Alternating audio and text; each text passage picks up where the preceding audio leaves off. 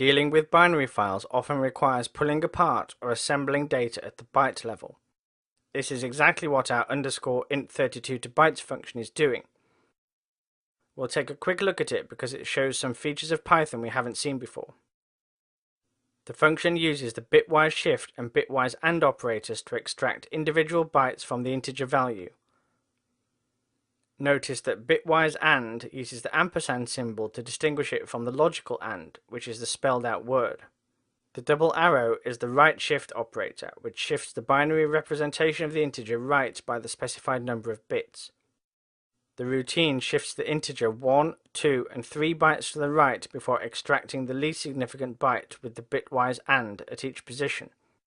The 4 resulting integers are used to construct a tuple, which is then passed to the bytes constructor to produce a 4-byte sequence.